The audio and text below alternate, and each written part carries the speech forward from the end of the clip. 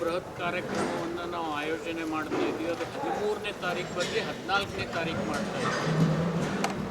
13ನೇ ತಾರೀಕಿಗೆ ಮೊದಲಿನ ಪ್ರಕಾರ ನಾವು ನಿರ್ಣಯ ಮಾಡಿದ್ವಿ. ಆದರೆ ವರ್ಲ್ಡ್ ಡ್ಯಾಮ್ ಸೇಫ್ಟಿ ಡಿವಿಷನ್ ಒಂದು ಮೀಟಿಂಗ್ ಇದೆ ಬ್ಯಾಂಗ್ಳೂರಿನಲ್ಲಿ.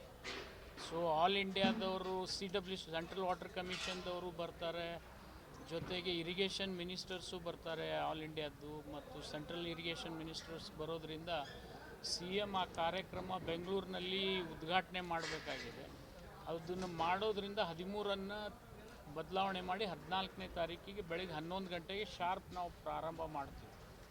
ಯಾಕಂದರೆ ಅದರ ಹಿಂದಿನ ದಿವಸ 13ನೇ ತಾರೀಕಿಗೆ ಹೊಸಪೇಟೆನಲ್ಲಿ CM ಹೊಸಪೇಟೆ ಉತ್ಸವ ಇರೋದ್ರಿಂದ, ಅಲ್ಲೇ ಹಂಪಿ ಉತ್ಸವ ಇರೋದ್ರಿಂದ ಅಲ್ಲೇ ಹಾಲ್ಟ್ ಮಾಡ್ತಾರೆ. ಬೆಳಿಗ್ಗೆ ಜಲ್ದಿನೇ ಬರ್ತಾರೆ. ಯಾವುದೇ ಕಾರ್ಯಕ್ರಮ ಮೊನ್ನೆ ತಡ ಆದಂಗೆ ಆಗೋದಿಲ್ಲ ಈ ಸರ್ತಿ. ಅಲ್ಲಿ ಹೊಸಪೇಟೆನಿಂದ ನೇರವಾಗಿ ಇಲ್ಲೇ ಬರ್ತಾರೆ. ನಾವು ಅವತ್ತಿನ ದಿವಸ ಪ್ರಾರಂಭ ಮಾಡ್ತೀವಿ. 14ನೇ ತಾರೀಕಿಗೆ ಬೆಳಗ್ಗೆ 11 ಗಂಟೆಗೆ ಶಾರ್ಪ್ ಪ್ರಾರಂಭ ಮಾಡ್ತೀವಿ.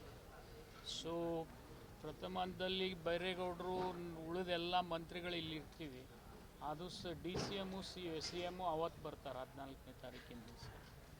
ಸೊ ಪೂರ್ವ ತಯಾರಿ ಅಂತರೂ ಆಲ್ಮೋಸ್ಟ್ ಜಿಲ್ಲಾ ಅಧಿಕಾರಿಗಳು, ಜಿಲ್ಲಾ ಪೊಲೀಸ್ ವರಿಷ್ಠಾಧಿಕಾರಿಗಳು, CEO ಮೇಡಮ್ ಅವರು ಎಲ್ಲ ಜಿಲ್ಲೆ ಎಲ್ಲ ಅಧಿಕಾರಿ ಮಿತ್ರರು ಆಲ್ಮೋಸ್ಟ್ ಮಾಡಿದ್ದಾರೆ. ನಮ್ಮ ನಿರೀಕ್ಷೆ ಇದೆ 2 ಲಕ್ಷ ಜನ ಸೇರ್ಬೋದು ಅಂಥೇಳಿ. ಕನಿಷ್ಠ ಒಂದು 2 ಲಕ್ಷ ಜನ ಸೇರ್ತಾರೆ ಅನ್ನುವಂಥ ನಿರೀಕ್ಷೆ ಇದೆ. ಮತ್ತು ಅದಕ್ಕೆ ತಕ್ಕಾಗೆ ನಾವು ಎಲ್ಲ ರೀತಿ ವ್ಯವಸ್ಥೆಯನ್ನು ಮಾಡ್ಕೊಂಡಿದ್ದೀವಿ. ಅವರ ಬರುವುದಾಗಲಿ, ಅವ್ರು ಹೋಗುವುದಾಗಲಿ, ಅವರ ವೆಹಿಕಲ್ಗಳನ್ನು ಪಾರ್ಕಿಂಗ್ ಮಾಡೋದಾಗಲಿ, ಊಟದ ವ್ಯವಸ್ಥೆ, ಜೊತೆಗೆ ಶೌಚಾಲಯಗಳ ವ್ಯವಸ್ಥೆ ಕೂಡ ನಾವು ಮಾಡ್ಕೊಂಡಿದ್ದೀವಿ.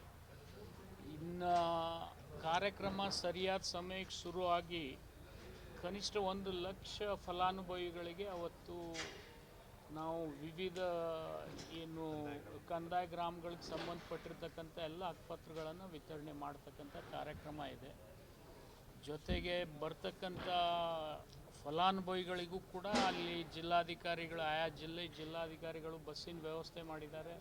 ಅವ್ರ ಜೊತೆ ಮೇಲ್ವಿಚಾರಣೆ ಮಾಡಲಿಕ್ಕೆ ಇಬ್ಬಿಬ್ಬರನ್ನು ಕೂಡ ನಿಯೋಜನೆ ಮಾಡಿದ್ದಾರೆ. ಈ ಎಲ್ಲ ವ್ಯವಸ್ಥೆಗಳನ್ನು ನಾವು ಮಾಡ್ಕೊಂಡಿದ್ದೀವಿ.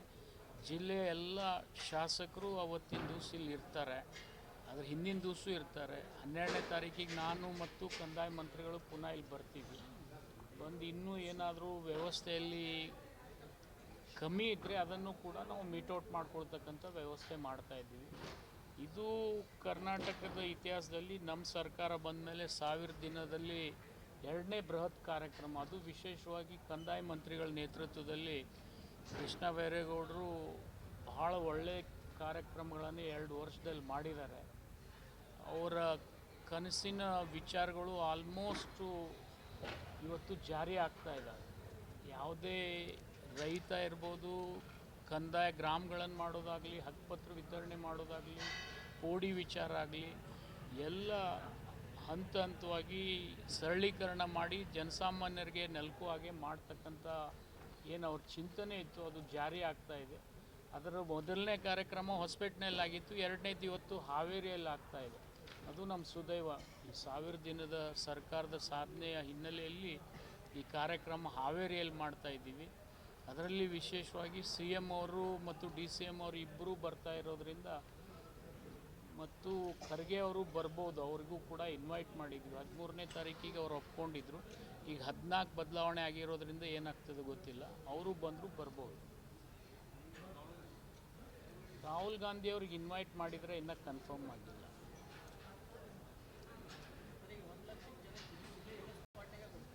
ಎಲ್ಲರಿಗೂ ಬಸ್ನಲ್ಲಿ ಅವರವ್ರ ವಾಪಸ್ ಹೋಗುವಾಗ ಅವ್ರವ್ರಿಗೆ ಏನು ಇಬ್ಬಿಬ್ಬರನ್ನ ಮೇಲ್ವಿಚಾರಣೆಗೆ ಹಾಕ್ತಿದ್ದೀವಿ. ಸಾಂಕೇತಿಕವಾಗಿ ಎಲ್ಲ ಕಾರ್ಯಕ್ರಮಗಳ ಬಗ್ಗೆ ಎಷ್ಟೆಷ್ಟು ಕೊಡಬೇಕು ಇಲ್ಲಿ ವೇದಿಕೆ ಮೇಲೆ ಕೊಡ್ತೀವಿ.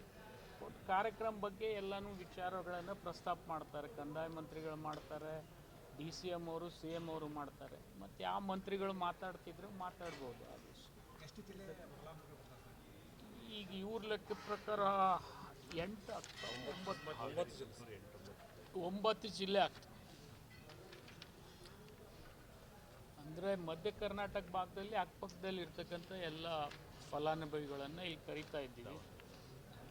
ಅವು ಜಿಲ್ಲೆ ಹೆಸರು ಹೇಳಂದ್ರೆ ಹೇಳ್ತೀನಿ. ದಾವಣಗೆರೆ, ಚಿತ್ರದುರ್ಗ, ಚಿಕ್ಕಮಗಳೂರು, ಶಿವಮೊಗ್ಗ, ಉತ್ತರ ಕನ್ನಡ, ಧಾರವಾಡ, ಕೊಪ್ಪಳ, ಹಾವೇರಿ, ಗದಗ್ದು ಗದಗ ಇದ್ರಾಗ ಬಿಟ್ಟಿದ್ದಾರೆ. ವಸತಿ ಏನು ಅವಶ್ಯಕತೆ ಇಲ್ಲ ಸರ್. ಬೆಳಿಗ್ಗೆ 7 ಗಂಟೆಗೆ ಅಲ್ಲಿಂದ ಬಿಡ್ತಾರೆ. ಇಲ್ಲಿ 3-4 ಗಂಟೆಯಲ್ಲಿ ಎಲ್ಲರೂ ಸಮೀಪ ಇರೋದ್ರಿಂದ ಬಂದೇ ಬರ್ತಾರೆ. ಹಾಂ, ಅವರು ಪೊಲೀಸ್ ಇಲಾಖೆ ಬೇರೆ ಬೇರೆ ಸಿಬ್ಬಂದಿಗಳು ಏನು ಹಿಂದಿನ ದಿವಸ ಬಂದಿರ್ತಾರೆ, ಅವ್ರಿಗೆಲ್ಲ ನಾವು ವ್ಯವಸ್ಥೆ ಮಾಡಲೇಬೇಕಲ್ಲ. ಯಾಕಂತಂದರೆ ಇಷ್ಟು ದೊಡ್ಡ ಬೃಹತ್ ಕಾರ್ಯಕ್ರಮ ಆಗ್ತಕ್ಕಂಥ ಸಂದರ್ಭದಲ್ಲಿ ಯಾವುದೇ ಲೋಪ ಆಗಬಾರ್ದು. ಮತ್ತು ಜೊತೆಗೆ ಎಷ್ಟು ಪೊಲೀಸರು ವ್ಯವಸ್ಥೆಗೆ ನಿರ್ವಹಣೆ ಮಾಡಬೇಕು ಅದು ಹೋಮ್ ಇಲಾಖೆ ಮಾಡೇ ಮಾಡ್ತದೆ. ಅವ್ರು 3,000 ಆಗ್ಬೋದು, 4,000 ಆಗ್ಬೋದು, 5,000 ಜನ ಅವ್ರು ಮೊದಲು ಬಂದು ನಿರ್ವಹಣೆ ಮಾಡಬೇಕಲ್ಲ. ಮತ್ತು ಇನ್ನೊಂದು ಸುದೈವ ಏನಪ್ಪ ಅಂದರೆ, ಇದು ಹೊಸಪೇಟೆಗಿಂತಲೂ ಆವರಣ ಭಾಳ ದೊಡ್ಡದಿದೆ. ನಮ್ಮದು ಒಂದು ಅಡ್ವಾಂಟೇಜ್ ಅಂದರೆ ಹೊಸಪೇಟೆನಲ್ಲಿ ಇದಕ್ಕಿಂತಲೂ ಜಾಸ್ತಿ ಜನ ಇದ್ದರು, ಆವರಣ ಕಡಿಮೆ ಆಗಿತ್ತು. ಮತ್ತು ಅಲ್ಲಿ ಇನ್ನೊಂದು ಏನಾಗಿತ್ತು ಅಂದರೆ, ದುರ್ದೈವಶ ಮಳೆ ಕೂಡ ಬಂದುಬಿಟ್ಟಿತ್ತು. ಸಿಟಿ ಒಳಗಡೆ ಇತ್ತಲ್ಲಿ, ಇದು ಸಿಟಿ ಹೊರಗಡೆ ಇದೆ. ವಿಶೇಷವಾಗಿ ಎಲ್ಲ ಹೈವೇಗಳಿಗೆ ಕನೆಕ್ಟಿವಿಟಿ ಇದೆ ನಮ್ಮದು.